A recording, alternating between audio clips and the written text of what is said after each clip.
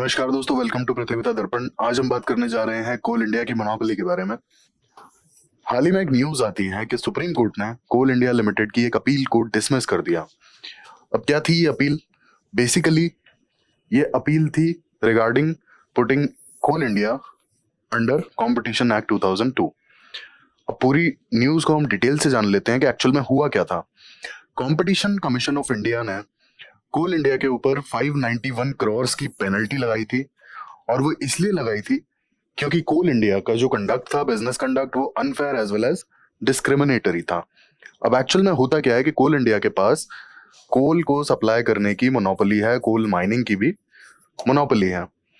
Monopoly है तो इस केस में क्या होता है कि कोल इंडिया ने, कंपटीशन कमीशन ने जब इंक्वायरी की तो ये पता पड़ा कि Coal India basically sub grade या फिर lower quality coal higher prices पे सप्लाई कर रहा है, पहली बात। और दूसरी बात कि कोल इंडिया और उसकी सब्सिडियरीज जैसे ईस्टर्न कोल फील्ड्स है, वेस्टर्न कोल फील्ड्स है, भारत कोकिंग कोल है, तो ये सब कोल इंडिया की बेसिकली सब्सिडियरीज हैं। अब ये सारी सब्सिडियरीज एक्चुअल में जहां पर भी कोल सप्लाई करती हैं, जितने भी लाइक फर्म्स को, तो ये सप्लाई करती हैं एक्चुअल में अलग अलग प्राइजेस पे। और जो कॉन्ट्रैक्ट्स होते हैं ना सप्लाई के, वो भी काफी एम्बिगुअस कॉन्ट्रैक्ट्स हैं, कुछ क्लैरिटी नहीं है उसमें, ठीक है। तो यहाँ पे ये पता पड़ता है कंपटीशन कमीशन ऑफ इंडिया को कि Coal India is not following the market forces. What is market force? Basically the principle of supply and demand. अब कोल इंडिया और उनकी subsidiaries basically they are operating independent of the market forces. अब market forces से अगर independent होकर के ये लोग ऑपरेट कर रहे हैं, इसका मतलब क्या है? इट्स अनफेयर, ऑब्वियस सी बात है। कंपटीशन एक्ट के तहत भी वो अनफेयर होगा, क्योंकि दिस इज कॉल्ड मोनोपोली। अगर आप डोमिनेंट प्लेयर है मार्केट में and still you are not following market forces, you are like conducting your business independent of the market forces, तो यहाँ पे ऑब्वियस सी बात है कि दिस इज अनफेयर। इसीलिए कंपटीशन कमीशन ऑफ इंडिया ने पेनल्टी लगाई। अब जब ये पेनल्टी लगी तो कोल इंडिया ने जा करके सुप्रीम कोर्ट में इस पेनल्टी को चैलेंज किया और साथ में ये कहा कि हम एक्चुअल में मार्केट के डोमिनेंट प्लेयर हैं, एज वेल एज क्या अदर आर्ग्यूमेंट्स दी क्यों उन्हें ये उनके ऊपर ये पेनल्टी नहीं लगनी चाहिए और क्यों उनका बिजनेस कंडक्ट कंपटीशन एक्ट के अंडर नहीं आना चाहिए। तो ये थी कोल इंडिया की आर्ग्यूमेंट्स। सबसे पहली थी प्रिंसिपल ऑफ कॉमन गुड। अब बेसिकली कॉमन गुड होता क्या है? अगर हम इकोनॉमिक्स के हिसाब से देखेंगे तो कॉमन गुड वो होता है जिसे एक्चुअल में नॉर्मल पब्लिक को यूज करने से रोका नहीं जा सकता, लेकिन एक्सेसिव यूज अगर किया जाए तो हाँ प्रॉब्लम हो सकती है, लेकिन यूज सब करेंगे और किसी को रोका नहीं जाएगा। That's what is common good. अब ऑब्वियस सी बात है कि यहाँ पे कोल एक नेचुरल रिसोर्स है और वो कॉमन गुड भी है। अब कॉमन गुड में कई बार ये प्रिंसिपल भी आता है कि कुछ लोगों के बेनिफिट के लिए कुछ लोगों को चार्ज हाई किया जाएगा। जैसे एग्जाम्पल के लिए आप ऐसे समझिए, आप हाईवेज पे जब टोल देते हैं तो highways are basically common good. Highways पर आप टोल देते हैं तो आपने कभी टोल का अगर रेट चार्ट देखा हो तो जैसे जैसे व्हीकल्स का वजन बढ़ता है या साइज बढ़ता है, वैसे वैसे उनका टोल भी बढ़ जाता है, ठीक है। अब आप यहाँ कहेंगे कि भाई वेट है ज्यादा और लाइक रोड का यूसेज और वो सब, वो ठीक है, लेकिन हम यहाँ बात कर रहे हैं कॉमन गुड के प्रिंसिपल की। तो अब कॉमन गुड के प्रिंसिपल की अगर आप बात करेंगे तो टू व्हीलर से कोई चीज चार्ज नहीं की जाती, ठीक है, किसी तरह का टोल चार्ज नहीं किया जाता। इसके बाद वो वाली फोर व्हीलर्स जो नियर बाय कुछ एक सर्टेन रेंज होती है, उस नियर बाय रेंज में अगर वो टू व्हीलर्स वहां रजिस्टर्ड है तो उनसे भी टोल चार्ज नहीं किया जाता। फिर फोर व्हीलर्स का जो चार्जेस है वो अलग है, बसेस का चार्जेस अलग है, ट्रक्स का चार्जेस अलग है, और जो मल्टी एक्सल ट्रक्स है उनके चार्जेस अलग हैं। तो आपने यहाँ पे एक चीज देखी कि सारे जो कॉमन गुड सेम यूज कर रहे हैं, ठीक है, they are using that road. और हम फिलहाल वो वाला कंसेप्ट हटा देते हैं कि क्यों वेट ज्यादा है इसलिए यहाँ पे मतलब चार्जेस अलग अलग हैं। हम यहाँ फिलहाल कॉमन गुड की अगर बात करते हैं तो यहाँ पे आप एक चीज देखेंगे कि टू व्हीलर से लेकर के और मल्टी एक्सल ट्रक्स सबके चार्जेस अलग अलग हैं। तो basically that's what common good का यहाँ पे प्रिंसिपल इन्होंने आर्ग्यू किया कि कुछ लोगों के बेनिफिट के लिए कुछ लोगों से चार्जेस एक्स्ट्रा किया जा सकता है। That's what common good means, ठीक है। तो ऑब्वियस सी बात है कि यहाँ पे जो सबसे बड़ा इशू आया था वो यही आया था कि बहुत ही ज्यादा वेग कॉन्ट्रैक्ट टर्म्स हैं और काफी डिफरेंशियल प्राइसिंग है, अलग अलग प्राइसेस पे अलग अलग लाइक जो भी जहां पर भी नीड है वहां उन्हें अलग अलग प्राइसेस पे सप्लाई किया जा रहा है अलग अलग फर्म्स को। तो ये वाला जो इशू था, इन्होंने सबसे पहला अपना आर्गुमेंट दिया प्रिंसिपल ऑफ कॉमन गुड। तो ये हमने डिटेल में समझा कि कॉमन गुड का यहाँ पे क्या प्रिंसिपल था और इन्होंने कॉमन गुड के प्रिंसिपल का यहाँ आर्गुमेंट क्यों दिया क्योंकि ये अलग अलग चार्ज कर रहे थे अलग अलग फॉर्म से। सेकेंडली आता है मोनोपोली स्टेटस। अब मोनोपोली स्टेटस का इनका आर्ग्यूमेंट इसीलिए था क्योंकि नेशनलाइजेशन एक्ट ऑफ 1973, हम आगे थोड़ा सा डिटेल में देखेंगे इसको। नेशनलाइजेशन एक्ट ऑफ 1973, ये एक्ट एक्चुअल में it empowers Coal India regarding the monopoly in coal mining.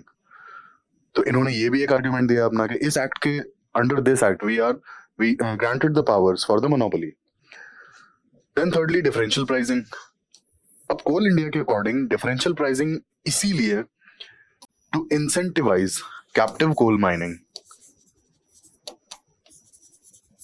अब कैप्टिव कोल माइनिंग बेसिकली होती क्या है, अगर शॉर्ट में समझे तो ये वो कोल माइंस होती है जो इंडस्ट्री ओन्ड होती है, लेकिन वो जो कोल निकलता है वहां से जो कोल माइन किया जाता है वो उस पर्टिकुलर इंडस्ट्री में ही यूज किया जाता है and that is not put up for sale. उसे ओपन मार्केट में सेल नहीं किया जाता। सीधी बात है, अगर सपोज एक iron and steel industry captive mining कर रही है तो जो कोल माइन होगा उसका यूसेज सिर्फ और सिर्फ इस पर्टिकुलर आयरन और स्टील इंडस्ट्री के लिए ही होगा, अदरवाइज नहीं होगा। वो ओपन मार्केट में सेल नहीं कर सकते हैं, बस कैप्टिव माइनिंग का ये मतलब है। तो डिफरेंशियल प्राइसिंग का इन्होंने जो आर्ग्यूमेंट दिया कि डिफरेंशियल प्राइसिंग क्यों है, वो इसीलिए है जिससे कि कैप्टिव माइनिंग को इंसेंटिवाइज किया जा सके।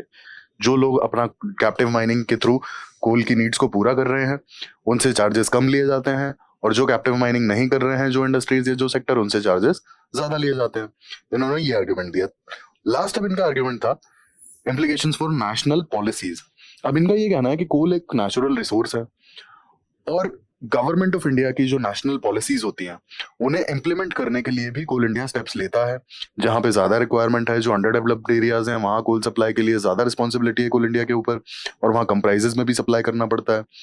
तो ये इनका एक आर्ग्यूमेंट था कि नेशनल पॉलिसीज को इम्प्लीमेंट करने के लिए और सपोर्ट करने के लिए भी ये प्राइसेस अलग अलग हैं and that's why they are independent of the market forces, that is supply and demand. अब आइए कंपटीशन कमीशन ऑफ इंडिया के हम आर्ग्यूमेंट्स की बात कर लेते हैं कि कंपटीशन कमीशन ऑफ इंडिया ने क्या आर्ग्यूमेंट्स दिए, कि व्हाई जो आर्ग्यूमेंट्स थे वो किस लिए थे, कि why Coal India should be considered under competition act 2002। अब पहला कंपटीशन कमीशन ऑफ इंडिया का जो आर्ग्यूमेंट था that is Raghavan committees report which was formed in 2020। Raghavan committee report में इस कमिटी ने ये कहा था जो पब्लिक सेक्टर या फिर स्टेट के जो एस्टैब्लिशमेंट्स हैं ये मोनोपोली की तरह एक्ट नहीं कर सकते हैं, because monopoly is not in the interest of the nation. इन्हें कंपटीशन के बाहर एक्ट करना सही नहीं है। जो भी पीएसयूज हैं, जो भी नेशनल एस्टैब्लिशमेंट्स हैं, गवर्नमेंट एस्टैब्लिशमेंट्स हैं, they should not conduct their businesses without competition. Secondly, non essential commodity classification. अब बेसिकली कोल को 2007 के बाद से 2007 के बाद से एसेंशियल कमोडिटी की लिस्ट से हटा दिया गया है। अब एसेंशियल कमोडिटी की लिस्ट बेसिकली होती क्या है, अगर हम शॉर्ट में समझें, एसेंशियल कमोडिटीज एक्ट 1955, इस एक्ट के तहत अगर किसी कमोडिटी को सेंट्रल गवर्नमेंट एक एसेंशियल कमोडिटी डिक्लेयर कर देती है तो उसका ब्लैक मार्केटिंग, होर्डिंग और उसका स्टोरिंग, उन सारी चीजों पे लिमिटेशंस लग जाती है। और बेसिकली ये एक्ट जो लाया गया था, ये लाया ही गया था black marketing as well as hoarding को कर्ब करने के लिए। तो यहाँ पे जो स्टॉक होल्डिंग लिमिट्स हैं वो लगाई जा सकती हैं, प्राइस की भी लिमिट्स लगाई जा सकती हैं। तो दैट्स व्हाट के नॉन एसेंशियल कमोडिटी कोल फिलहाल है 2007 के बाद से वो एसेंशियल कमोडिटी नहीं रह गया है। नहीं रह गया है तो यहाँ पर ऑब्वियस सी बात है कि जो सप्लाई और डिमांड के कंसेप्ट हैं उस पर काम करना पड़ेगा और जो मार्केट फोर्सेस है उनके अकॉर्डिंग चलना पड़ेगा। एसेंशियल कमोडिटी के केस में क्या होता है, जैसे मैंने आपको बताया कि अगर नेशनल गवर्नमेंट ने किसी कमोडिटी को एसेंशियल कमोडिटी डिक्लेयर कर दिया तो उस पर प्राइस कर्व्स लगाए जा सकते हैं, बहुत ज्यादा प्राइस बढ़ाए नहीं जा सकते, गवर्नमेंट सब्सिडी देती है, और एक स्टैंडर्ड प्राइस के अलावा अगर कोई भी बेचता है तो ट्रेडर कैन बी पनिश्ड, और इसके स्टॉक होल्डिंग पर भी लिमिट लग जाती है। लेकिन कोल के केस में ऐसा हो नहीं सकता है, क्यों? क्योंकि it's a non essential commodity. तीसरा आता है इम्पैक्ट ऑन कंज्यूमर्स। अब कॉम्पिटिशन कमीशन ऑफ इंडिया का ये कहना है कि कंज्यूमर्स बेसिकली पावर कंज्यूम करते हैं, जो पावर का कंजम्पशन है इलेक्ट्रिसिटी का। अब अगर कोल इंडिया पावर हाउसेस को एक्सपेंसिव कोल सप्लाई करेगा बिना मार्केट फोर्सेस के, तो ऑब्वियसली बात है कि कई बार वो ज्यादा ही चार्जेस लेगा, और ज्यादा चार्जेस अगर लेगा तो इसका मतलब डायरेक्टली क्या होगा कि पावर या फिर इलेक्ट्रिसिटी महंगी हो जाएगी, और इलेक्ट्रिसिटी महंगी हो जाएगी तो who will bear the consequences, who will bear the burden? Consumers, exactly. Lastly competition commission of India ने ये भी कहा कि जो सप्लाई एलोकेशन है और जो गवर्नमेंट ओनरशिप है, तो बेसिकली होता क्या है कि किसी भी नेशन के डेवलपमेंट के लिए और किसी भी लाइक सिटीजन के लाइक भले के लिए, बेनिफिट के लिए इलेक्ट्रिसिटी जरूरी है। ठीक है, इलेक्ट्रिसिटी जरूरी है और इलेक्ट्रिसिटी की जरूरत को पूरा करना कोल इंडिया का काम है। यहाँ पर वो मोनोपोली या फिर होता है कि independently and out of competition act 2002 they can not perform and conduct their business. अब यहाँ पे सुप्रीम कोर्ट ने क्या कहा? सुप्रीम कोर्ट ने सबसे पहले तो जो कोल इंडिया की आर्ग्यूमेंट थी वो डिसमिस कर दी कि नेशनलाइजेशन एक्ट ऑफ 1973 के तहत Coal India is exempted and they are like having the power to monopoly. ये सीधा सीधा सुप्रीम कोर्ट ने डिसमिस कर दिया और सीधा ये कहा कि कोल इंडिया को कंपटीशन एक्ट से एग्जेम्प्ट नहीं किया जा सकता। इसके बाद कोर्ट ने एक चीज एम्फेसाइज की, that was fair competition and equality among the entities. अब एंटिटीज यहाँ पे government as well as private entities दोनों है। इसके बाद सुप्रीम कोर्ट ने यहाँ पे एक बहुत इंपॉर्टेंट टर्म कही, कॉम्पिटिटिव न्यूट्रलिटी का प्रिंसिपल, इसे रीइंफोर्स करने की बात कही यहाँ पे सुप्रीम कोर्ट ने। अब कॉम्पिटिटिव न्यूट्रलिटी बेसिकली इसका मतलब अगर हम जाने तो this principle is about the competition between government establishments that is PSU versus the MNCs या फिर प्राइवेट सेक्टर। अब बेसिकली कॉम्पिटिटिव न्यूट्रलिटी का मतलब यहाँ पर यह है कि अगर कोई गवर्नमेंट सेक्टर है तो उसे कंपटीशन में या फिर मार्केट में सिर्फ इस चीज का बेनिफिट नहीं मिलना चाहिए कि वो एक गवर्नमेंट सेक्टर या गवर्नमेंट एस्टैब्लिशमेंट है और प्राइवेट सेक्टर को इस चीज का नुकसान ना उठाना पड़े। जैसे कोल इंडिया के केस में है कि भाई कोल इंडिया के पास मोनोपोली है कोल माइनिंग का और कोल सप्लाई का, तो अब यहाँ पे अगर कोई प्राइवेट सेक्टर वाला इंडस्ट्री आकर कोई भी प्राइवेट सेक्टर फॉर्म आकर के और अगर कोल सप्लाई करना शुरू कर दे तो ऑब्वियस सी बात है कि they have to face the losses, क्योंकि कोल इंडिया के पास में एक बहुत बड़ा बेनिफिट है कि वो अपने आप में एक पीएसयू है और काफी ज्यादा डोमिनेंट सिचुएशन है उसकी। और कॉम्पिटिटिव न्यूट्रलिटी का मतलब यही है कि अगर पीएसयू है तो इसका एडवांटेज मार्केट में नहीं होना चाहिए। पीएसयू है भी तो इसका एडवांटेज मार्केट में नहीं होना चाहिए। Let them work according to the competition as well as market forces. Private sector और पब्लिक सेक्टर को दोनों को मार्केट फोर्सेस के अकॉर्डिंग काम करने दिया जाए, ना कि पब्लिक सेक्टर को या फिर गवर्नमेंट एस्टैब्लिशमेंट को इस चीज का बेनिफिट मिले कि वो पब्लिक सेक्टर या पब्लिक सेक्टर है या फिर गवर्नमेंट एस्टैब्लिशमेंट है और उनकी सिचुएशन या उनका जो पोजीशन है मार्केट में वो डोमिनेंट है, इस चीज का बेनिफिट नहीं मिलना चाहिए। That's what is competitive neutrality. इसके बाद आते हैं कोल इंडिया पे। Coal India basically largest coal producer and supplier in India, एक पब्लिक सेक्टर है। Coal Mines Nationalization Act of 1973 gives it a monopoly over coal mining as well as distribution in the country। और इसी act का reference बार बार Coal India ने Supreme Court में दिया था। हालांकि थोड़ा सा डिसइन्वेस्टमेंट हुआ है but still government is the majority share holder with 67% share holding. Coal mines nationalisation act 1973 की अगर हम बात करें तो इसका बेसिक ऑब्जेक्टिव था to ensure rational coordinated scientific development of the coal resources. हालांकि 1976 में कैप्टिव माइनिंग के कुछ एक्सेप्शंस यहाँ पे इंट्रोड्यूस किए गए। Captive mining as I told you कि जो कोई पर्टिकुलर इंडस्ट्री होगी और वो अपना माइनिंग खुद करेगी अपने पर्सनल यूज के लिए, personal as an industrial use के लिए। अगर कोई आयरन एंड स्टील इंडस्ट्री है तो वो कैप्टिव माइनिंग कर रही है तो उसका यूसेज सिर्फ और सिर्फ आयरन एंड स्टील प्रोडक्शन के लिए ही होगा। They can not sell in the open market. 1993 में कुछ अमेंडमेंट्स किए गए जिसके बाद शुरुआत में आयरन एंड स्टील इंडस्ट्री को ही परमिशन थी कैप्टिव माइनिंग की, बाद में ये परमिशन पावर जनरेशन, कोल वॉशिंग और कुछ अदर नोटिफाइड एंड यूजेस के लिए भी एक्सटेंड कर दिया गया कॉम्पिटिटिव माइनिंग का कंसेप्ट। हालांकि पिछले डिकेड्स में कुछ ऐसे भी अमेंडमेंट हुए हैं कि जहां captive as well as non captive mining का अब डिफरेंस खत्म ही कर दिया है गवर्नमेंट ने। जैसे mining and mineral development and regulation act जो आया था उसका अमेंडमेंट, उसमें captive as well as non captive coal mining का डिफरेंस गवर्नमेंट ने फाइनली एंड कर दिया है।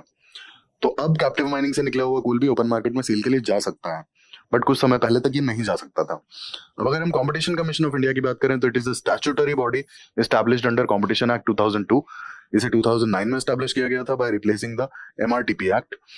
इसके बाद क्वासी जुडिशियल बॉडी है ये, एक चेयरपर्सन होता है, 6 मेंबर्स होते हैं।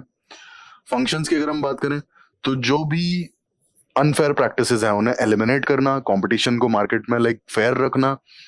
इसके बाद स्टैट्यूटरी अथॉरिटीज अगर कोई मैटर रेफर करती हैं तो उन्हें एडवाइस देना and undertaking competition advocacy, public awareness and training.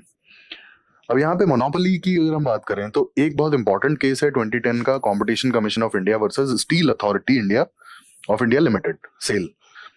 इस केस में एक्चुअल में क्या हुआ था कि इंडियन रेलवेज को सिर्फ और सिर्फ सेल ही रेल से सप्लाई करता था। अब जैसे अगर आप रेलवे ट्रैक देखेंगे तो ऐसा जो कुछ होता है, और ट्रैक के ऊपर ये जो पोर्शन होता है रेल्स, ये प्योरली स्टील का ही बना होता है, और ये जो रेल्स हैं ये सिर्फ और सिर्फ सेल ही सप्लाई करता था एक समय पे इंडियन रेलवेज को।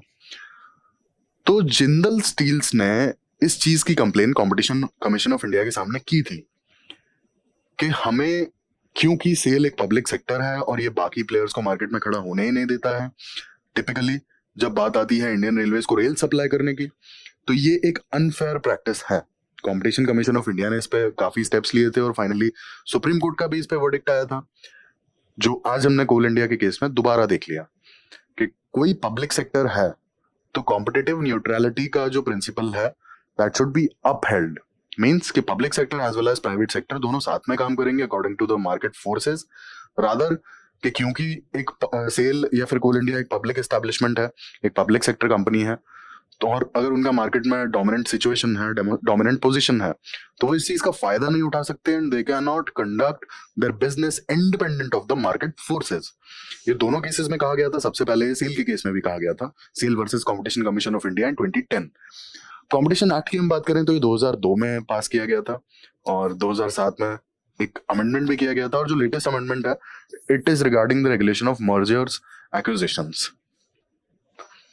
Lastly, Competition Act 2002 prohibits anti-competitive agreements and abuse of dominant position। अब यही वाला केस हमने कोल इंडिया के केस में भी देखा एज वेल एज सेल के केस में भी देखा, क्योंकि ये पब्लिक सेक्टर है या फिर गवर्नमेंट एस्टैब्लिशमेंट्स हैं, तो इनकी पोजीशन जो है काफी डोमिनेंट है मार्केट में और ये उसको बार बार अब्यूज करते हुए मिलते हैं। कई बार ऐसी complaints competition commission of India के सामने आती हैं।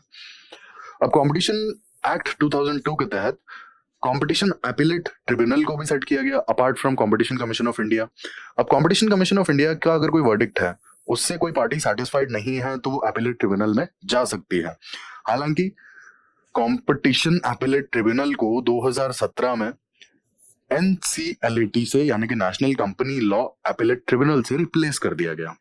तो नाउ जो अपील के लिए अथॉरिटी है दैट इज NCLAT, यानी कि national company law appellate tribunal. Competition commission of India के वर्डिक्ट से अगर किसी को कोई इशू आता है तो अपील अब यहां पर होगी एनक्लैट में। तो ये हमने जाना कंपटीशन एक्ट के बारे में, कंपटीशन कमीशन ऑफ इंडिया के बारे में, और जो रीसेंट कंट्रोवर्सी थी Coal India versus competition commission of India के बारे में। ऐसे इंफॉर्मेटिव वीडियोस के लिए हमारे साथ जुड़े रहिए। Thank you, thanks for watching.